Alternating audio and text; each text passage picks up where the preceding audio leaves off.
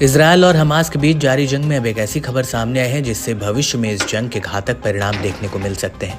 Hezbollah Israel पर लगातार हमले कर रहा है। आए दिन उसके हमलों से इजरायल दहल रहा है और ऐसे में अब नेतन्याहू की सेना ने ऐसा वार किया कि हिजबुल्लाह पूरी तरह से धाराशायी हो गया है। IDF ने हिजबुल्लाह चीफ हसन नसरल्लाह को एक हमले में मार गिराया है। हसन नसरल्लाह बेरूत में हुए हमलों में मारा गया। इजरायल डिफेंस फोर्सेस के प्रवक्ता लेफ्टिनेंट कर्नल नदाव शोशीव ने सोशल मीडिया प्लेटफॉर्म X पर इस बात की घोषणा की।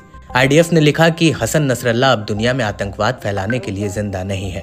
रिपोर्ट्स के मुताबिक हिजबुल्लाह ने अपना हेडक्वार्टर बेरूत के दाहिया इलाके में एक रेजिडेंशियल बिल्डिंग के नीचे अंडरग्राउंड बंकर में बना रखा था। इजरायल के टारगेटेड अटैक में उसका हेडक्वार्टर तबाह हो गया। इजरायली डिफेंस फोर्सेस के मुताबिक उसके टारगेटेड एयर स्ट्राइक में हिजबुल्लाह चीफ के अलावा उसकी बेटी और कई और लोग मारे गए हैं। इजरायल से बदला लेने की आग में हिजबुल्लाह ने इस कदर हमला किया कि आखिर IDF को ठोस प्लान करके उसके मुखिया को ही ढेर करना पड़ गया। नसरल्लाह के ढेर होने से हिजबुल्लाह की कमर टूट गई है और नेतृत्व की कमी से अब आगे का फैसला लेना हिजबुल्लाह के लिए इतना आसान नहीं होगा। हसन नसरल्लाह की लीडरशिप में ही हिजबुल्लाह इजरायल के खिलाफ सारे हमले को अंजाम दे रहा था। लेकिन इस सब के बीच अब ये जानना बेहद जरूरी है कि हिजबुल्लाह का chief leader Syed Hassan Nasrallah कौन था। नसरल्लाह हिजबुल्लाह जैसे ताकतवर संगठन का मुखिया कैसे बना और आखिर क्यों उसने इजरायल से दुश्मनी मोल ले ली।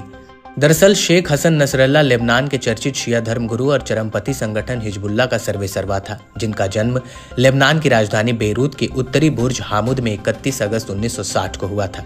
नसरल्लाह की परवरिश गरीबी में हुई क्योंकि उसके पिता परिवार चलाने के लिए महज एक छोटी सी दुकान लगाते थे। हसन नसरल्लाह 8 भाई बहन थे। नसरल्लाह 9 भाई बहनों में सबसे बड़ा था, इसलिए परिवार के प्रति उसकी जिम्मेदारी भी बड़ी थी। नसरल्लाह ने साल 1975 में लेबनान में अमाल मूवमेंट को ज्वाइन किया और साल 1982 में जब इजरायल ने लेबनान पर हमला बोला तो एक नया संगठन इस्लामी अमाल सामने आया, जिसे ईरानी रेवोल्यूशनरी गार्ड्स ने सपोर्ट किया और बाद में यही संगठन हिजबुल्लाह बन गया। हसन नसरल्लाह ने संगठन के लिए रिक्रूटमेंट से लेकर ट्रेनिंग तक का काम देखा और साल 1982 में जब अब्बास अल मूसवी की मौत हुई तो उसने इस ग्रुप की कमान संभाली। 32 साल की उम्र में हसन नसरल्लाह ने हिजबुल्लाह की कमान अपने हाथों में ली थी। तब उसने सबसे पहले अपने नेता मुसावी की मौत का बदला लेने की कसम खाई। उसने तुर्की में इजरायली एम्बेसी पर हमले करवाए और इजरायल पर रॉकेट अटैक भी करवाया, जिसमें एक इजरायली लड़की और एक सिक्योरिटी अफसर की जान चली गई थी। हिजबुल्लाह और इजरायली आर्मी के बीच साल 2000 में लड़ाई भी हुई थी। हिजबुल्लाह इजरायल को दक्षिणी लेबनान के पीछे ढकेलने में कामयाब रहा। हालांकि इस जंग में नसरल्लाह के बड़े बेटे हादी की मौत हो गई थी। साल 2000 में इजरायल को पीछे ढकेलने के बाद शेख हसन नसरल्लाह ने ऐलान किया था कि अरब के किसी संगठन ने पहली बार इजरायल को युद्ध में हराया है और अब वो रुकने वाले नहीं है। साल 2000 की लड़ाई के बाद करीब 6 साल 2006 तक शांति रही। इसके बाद फिर हिजबुल्लाह के लड़ाकों ने इजरायली सीमा में घुसकर इजरायल के 2 सैनिकों को बंधक बना लिया और उनकी हत्या कर दी।